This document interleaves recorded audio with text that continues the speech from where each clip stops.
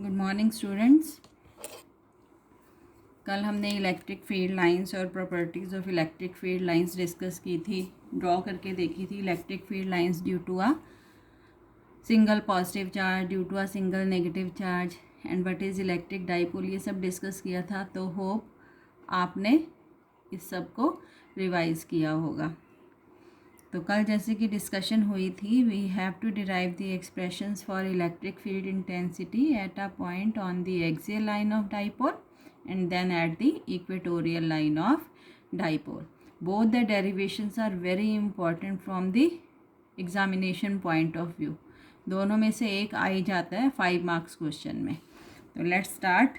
Electric dipole में हम सबसे पहले करेंगे electric field intensity, electric field intensity at a point on axial line of electric dipole. Easy है, थोड़ा सा लेंदी रहेगा, अदरवाइज इट्स ईजी। तो कंसीडर एन इलेक्ट्रिक डाइपोल क्या होता है? It consist of 2 equal and opposite charges -q and +q separated by distance. कितना लेते हैं डाइपोल के चार्जेस के बीच का डिस्टेंस? हम 2a। Let O be the centre of the dipole. This is the field of the dipole और ये है आपकी डाइपोल की axial line.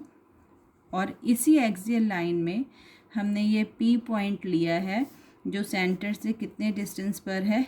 It is at a distance r। कितने डिस्टेंस पर है?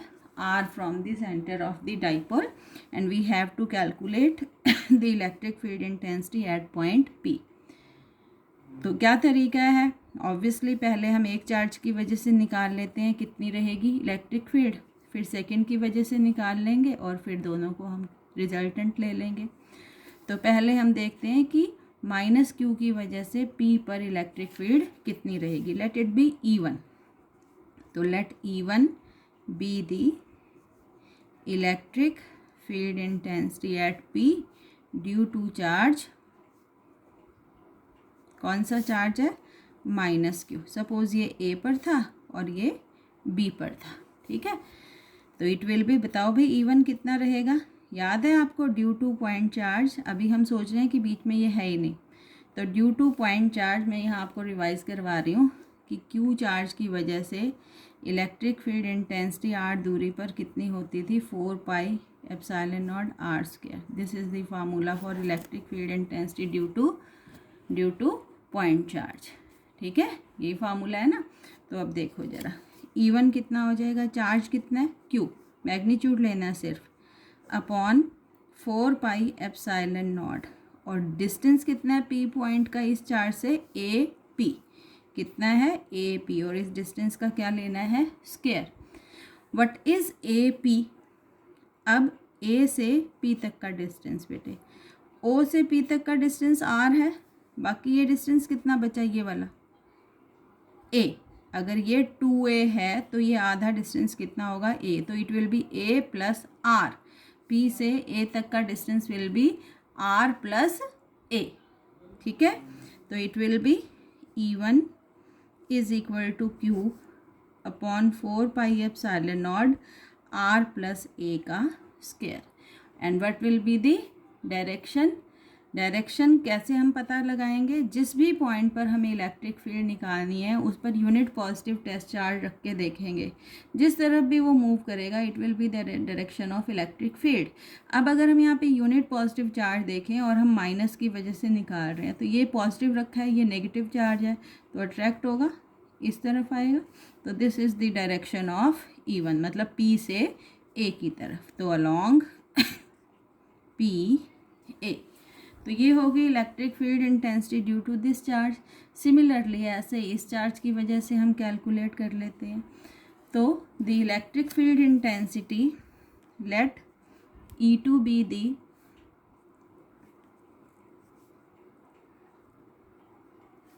एट P ड्यू टू कौन सा चार्ज है? +q। कहाँ पर है ये? B पर।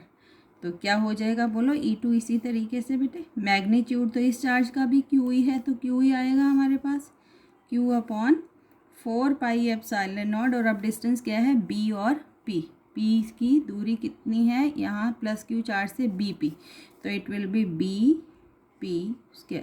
एंड व्हाट इज़ BP, ये पूरा डिस्टेंस देखो, ये पूरा डिस्टेंस R है। अगर हम इसमें से ये डिस्टेंस लेस कर दें, कितना ये डिस्टेंस A, तो ये बाकी कितना बचेगा R माइनस A, तो it will be E2 is equal to Q upon 4πε0 R minus A का स्क्वायर। डायरेक्शन क्या होगी, again will imagine unit positive test charge is placed at P। अब ये पॉजिटिव है, ये भी पॉजिटिव है, तो अब ये पॉजिटिव चार्ज क्या करेगा, रिपेल करेगा। तो this is the direction of E2, B से P की तरफ जा रहा है, ठीक है। तो अलॉन्ग BP, तो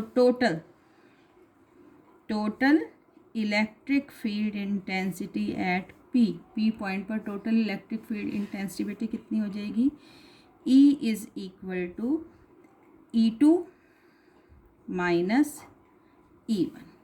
प्लस क्यों नहीं हुई, टोटल निकालने के लिए तो प्लस होती है, इसलिए नहीं हुई कि E1 और E2 वेक्टर्स जो हैं they are acting in opposite direction. अगर सेम में होते तो हम इनको ऐड कर लेते, ठीक है। दूसरी बात ये है कि हमने E1 में से E2 माइनस क्यों नहीं किया, E2 में से E1 क्यों माइनस कर रहे हैं, तो बेटे E2 इंटेंसिटी कौन से चार्ज की वजह से है, प्लस क्यू, और प्लस क्यू जो है P पॉइंट के ज़्यादा करीब है, it will be more effective, इसकी वजह से इलेक्ट्रिक फील्ड इंटेंसिटी यहाँ पर ज़्यादा होगी, जबकि माइनस क्यू दूर है, इसकी वजह से इलेक्ट्रिक फील्ड इंटेंसिटी कम होगी। तो प्लस क्यू की वजह से इंटेंसिटी E2 थी, it is large, minus Q की वजह से इंटेंसिटी E1 थी, इट इज़ स्मॉल, तो हम लार्ज वाले में से स्मॉल माइनस कर रहे हैं, तो it is E2 minus E1।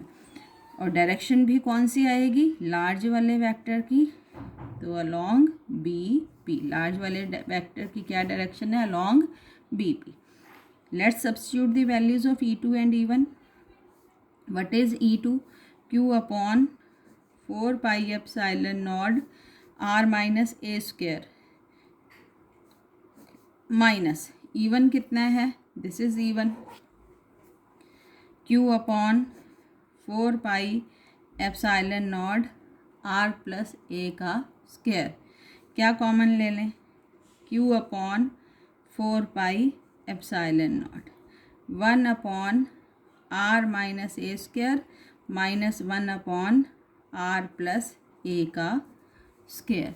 Now take the LCM, क्या लेंगे अब हम LCM, तो इट इज़ Q अपॉन 4πε0, क्या आएगा दोनों का LCM, R² माइनस A² का होल स्क्वायर।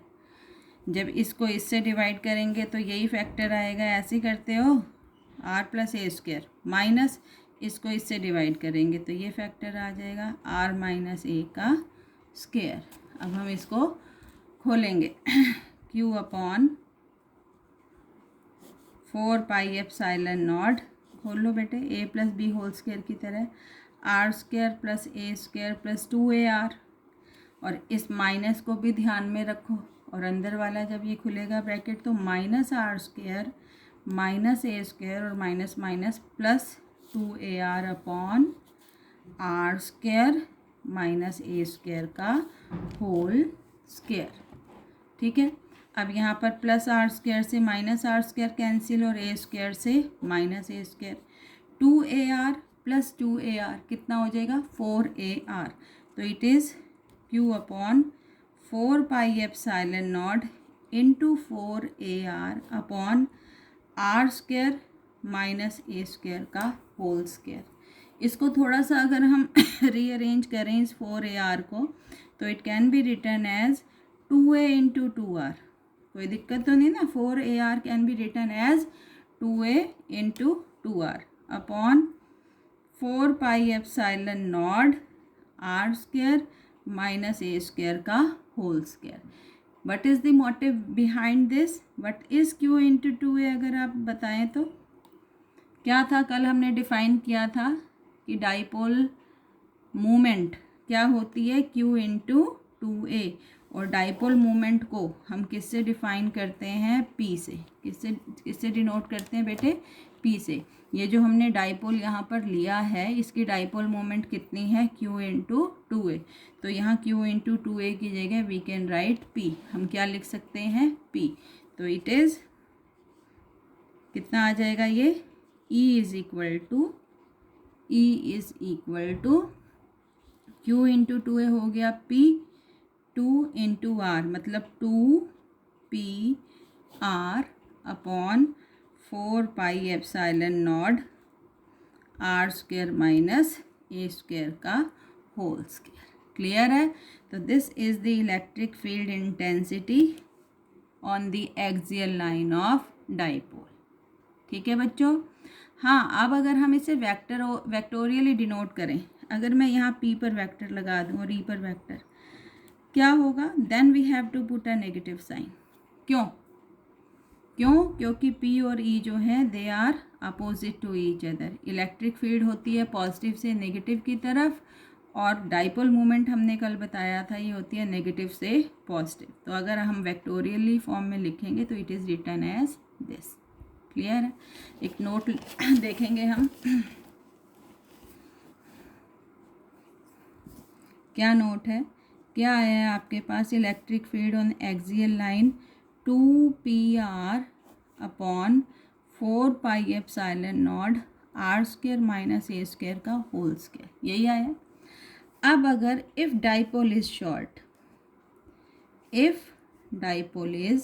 शॉर्ट, शॉर्ट मतलब ये माइनस चार्ज है, ये प्लस चार्ज है, ये बीच के डिस्टेंस कितना है 2a, और ये रहा आपका पी पॉइंट, सेंटर से पी पॉइंट की दूरी कितनी है, r।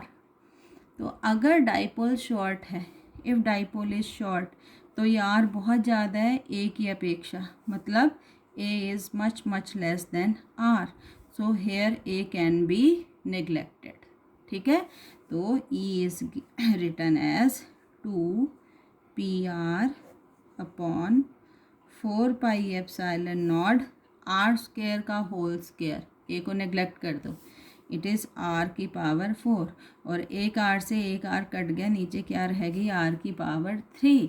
तो finally due to short dipole axial line पर इलेक्ट्रिक फील्ड इंटेंसिटी कितनी होती है, 2p upon 4 pi epsilon naught r cube. Clear है। तो this is the electric field intensity on axial line of dipole. 5 marks में आता है डेरिवेशन, कभी कभी 3 मार्क्स में भी आ जाता है। क्वेश्चन यही रहेगा कि derive an expression for electric field intensity on axial line of dipole. अब सिमिलरली हम निकालेंगे इक्वेटोरियल लाइन पर। ठीक है, electric field intensity on equatorial line of dipole.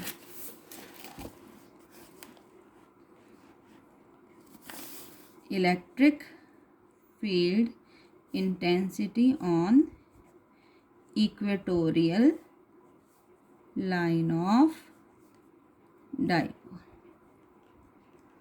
तो वही हमने एक इलेक्ट्रिक डाइपोल ले लिया consisting of charges -q and +q separated by distance कितना बेटे, 2a। This is the centre of the dipole and this will be the equatorial line. यही बताई थी ना कल, ये इक्वेटोरियल लाइन है। इस इक्वेटोरियल लाइन पर यहाँ P पॉइंट हमने ले लिया, जो सेंटर से सपोज कितने डिस्टेंस पर है, r डिस्टेंस पर। कितने डिस्टेंस पर है, r। अब हमें P पर कैलकुलेट करनी है इलेक्ट्रिक फील्ड इंटेंसिटी। ये जो हमने डाइपोल लिया है इसकी डाइपोल मोमेंट क्या रहेगी, q इंटू 2a। तो तरीका वही है पीछे वाला कि पहले -q की वजह से निकाल लेते हैं कितनी है, फिर +q की वजह से, फिर देख लेंगे रिजल्टेंट कितनी है। तो सपोज़ ये A पॉइंट पर -q चार्ज था और B पॉइंट पर क्या था आपका +q। तो A से डिस्टेंस ये हो गया P का और B से डिस्टेंस ये हो गया। लेट ये दोनों एंगल जो हैं इट विल बी थीटा। ठीक है। अब ये R है और ये बेटे A है, पाइथागोरस लगाओ और राइट एंगल ट्रायंगल बन रहा है ये, तो it will be √r² + a²। Similarly PB भी कितना रहेगा, रूट आर स्क्वायर प्लस ए स्क्वायर। मतलब जितना पी ए है आपका उतना ही पी बी है आपका, कितना है r square plus A square under the root. तो पहले माइनस क्यू की वजह से देख लेते हैं। Let E1 be the electric field intensity at P due to minus Q charge at A। तो E1 बोलो ड्यू टू पॉइंट चार्ज कितनी होती है इलेक्ट्रिक फील्ड इंटेंसिटी, चार्ज कितना है Q अपॉन 4πε0। डिस्टेंस कितना है P पॉइंट से AP, तो इसका हो जाएगा AP का स्क्वायर, डिस्टेंस का स्क्वायर होता है ना। और AP कितना है अपने पास, AP या PA इज इतना, और इसका स्क्वायर करेंगे तो आर स्क्वायर प्लस ए स्क्वायर। और डायरेक्शन कैसे देखेंगे, यहाँ पे क्या रख के देखते हैं, जिस पॉइंट पर निकालनी होती है field, unit positive test charge. यहाँ पे पॉजिटिव चार्ज जब रखेंगे और ये है नेगेटिव, तो ये वाला जो पॉजिटिव चार्ज है ये अट्रैक्ट होके आएगा इधर। This is the direction of E1 along PA। अब अगर मैं यहाँ पे एक कोऑर्डिनेट, जैसे हम वेक्टर्स को रिजॉल्व करते थे +1 में, याद है, अगर यहाँ पे कोऑर्डिनेट सिस्टम बनाएं, ये PX है, ये PX डैश है, ये PY है और ये है PY डैश। तो बेटे E1 वेक्टर को, ये वेक्टर है, इसको दो कंपोनेंट में रिजॉल्व करेंगे। अगर ये एंगल थीटा तो ये एंगल भी कितना रहेगा, थीटा। तो E1 के दो कंपोनेंट क्या होंगे, एक तो इस तरफ जाएगा E1 कॉस थीटा और एक नीचे आएगा E1 साइन थीटा। तो E1 को दो कंपोनेंट में रिजॉल्व करेंगे, E1 cos theta along PX dash जा रहा है और E1 sine theta along PY dash नीचे की तरफ आ रहा है। ठीक है, हो गया। अब सिमिलरली इस चार्ज की वजह से निकाल लेते हैं ऐसे ही। तो late E2 be electric field intensity at P due to charge plus Q at B। तो ऐसे निकाल लो। E2 इज इक्वल टू क्या है, इस चार्ज का मैग्नीट्यूड भी Q ही है, तो Q आएगा 4πε0 और ये आएगा PB का स्क्वायर। अब PB भी इतना ही है, इसका स्क्वायर करेंगे तो Q upon 4πε0 R square plus ए स्क्वायर। और डायरेक्शन क्या रख के देखेंगे, यहाँ पॉजिटिव चार्ज, ये भी कैसा है पॉजिटिव। अब वो पॉजिटिव क्या करेगा, वो रिपेल करेगा, इस तरफ आएगा E2। ठीक है। अब अगर ये एंगल थीटा है तो ये एंगल भी बेटे कितना होगा, थीटा। E2 को दो कंपोनेंट में रिजॉल्व करेंगे, इधर आएगा E2 कॉस थीटा और इधर आएगा E2 साइन थीटा। तो E2 को दो कंपोनेंट में, E2 cos theta along PX dash, जिस डायरेक्शन में E1 कॉस थीटा था उसी डायरेक्शन में E2 कॉस थीटा आया है। और दूसरा आया हमारा E2 sine theta along PY, ये अपोजिट आया है। देखो बेटे E1 साइन थीटा नीचे की तरफ था और E2 साइन थीटा ऊपर की तरफ आया है। और क्योंकि जितना मैग्नीट्यूड E1 का है, देख लो ये E1 है और ये E2 है दोनों सेम। जितना मैग्नीट्यूड E1 का है उतना ही मैग्नीट्यूड E2 का है। तो ये दो कंपोनेंट एक दूसरे से कैंसिल हो जाएंगे, E1 साइन थीटा और E2 साइन थीटा। तो टोटल जो मैग्नेटिक इलेक्ट्रिक फील्ड हम निकालेंगे इन दो कंपोनेंट्स को ऐड करके हम निकालेंगे। ठीक है, तो ये हो जाएगी E1 cos theta plus E2 cos theta. अब E1 is equal to E2, तो ये हो जाएगा 2E1 कॉस थीटा, रख दो वैल्यू 2 इंटू E1। कितना E1 आपका, ये रहा Q upon 4πε0 R square plus ए स्क्वायर इंटू कॉस थीटा।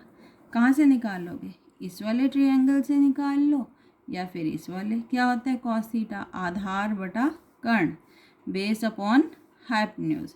दोनों ट्रायंगल्स में बेस क्या है? a। अगर ये पूरा डिस्टेंस 2a है तो ये आधा कितना है? a।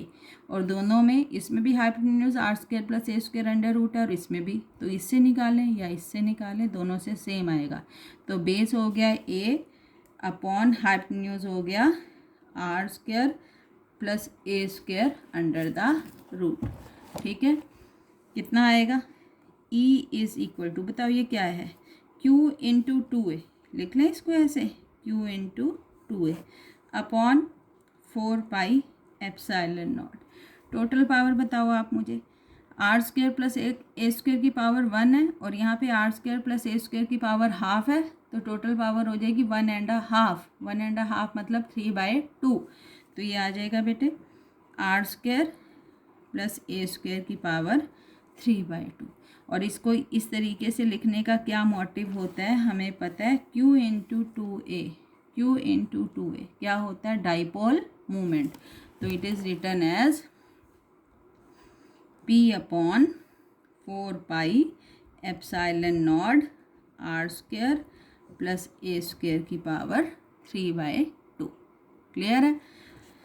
तो on equatorial line of dipole, electric field intensity is given as 4 pi epsilon naught r square plus a square की power 3/2। and what will be the direction?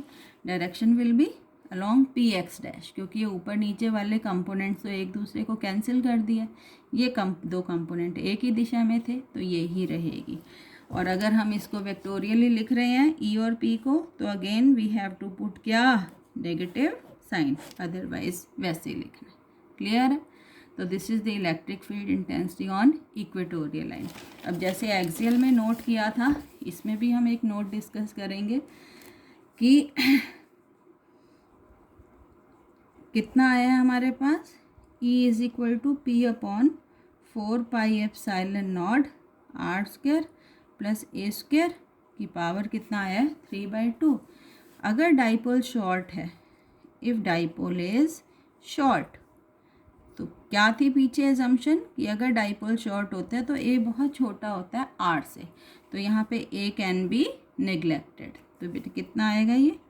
E is equal to P upon 4 pi epsilon naught are square की power 3/2। 2 से 2 cancel, कितनी रह गई? E on equatorial line कितनी आई? P upon 4 pi epsilon naught R cube. ठीक है, अब अगर हम एक और नोट यहाँ पे डिस्कस करें, ई एक्सियल आपको याद है शॉर्ट डाइपोल की वजह से कितना आया था? 2p upon 4 pi epsilon naught R cube. और इक्वेटोरियल पर कितना आ रहा है? p upon this. दोनों में डिनोमिनेटर तो सेम है, यहाँ p है यहाँ 2p है। व्हाट इट मीन्स कि एक्सियल पर जो इलेक्ट्रिक फील्ड इंटेंसिटी होती है वो इक्वेटोरियल की अपेक्षा क्या होती है? डबल होती है। क्या होती है? डबल। मतलब E on axial line is equal to twice on equatorial line. Clear है? तो this is the electric field intensity on equatorial line of dipole. दोनों ही डेरिवेशंस बेटे इम्पॉर्टेंट है और बहुत मैंने इजी तरीके से आपको बताए हैं। दोनों डेरिवेशन आज फाइनल कर लो, क्योंकि एग्ज़ाम में किसी सेट में एक एक्सेल पूछते हैं और किसी सेट में इक्वेटोरियल पूछते हैं। वेक्टर्स को रिजॉल्व करना अगर आपको याद है तो ठीक है, अदरवाइज़ अपना एक बार +1 का वेक्टर खोल लेना। मैं जनरली आपको बता देती हूँ। माना ये वेक्टर है, इसको मुझे रिजॉल्व, ये एंगल बना रहा है थीटा, ये ए वेक्टर है, इसको मैंने रिजॉल्व करना है 2 कंपोनेंट में।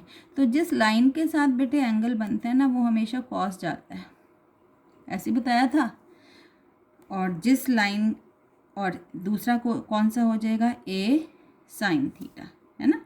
और देखो, सपोज ये वेक्टर है, ये एंगल बना रहा है, इस लाइन के साथ बना रहा है, तो ये हो जाएगा, सपोज ये बी वेक्टर है तो ये वाला हो जाएगा बी कॉस थीटा, और दूसरा कंपोनेंट ये वाला हो जाएगा बी साइन थीटा।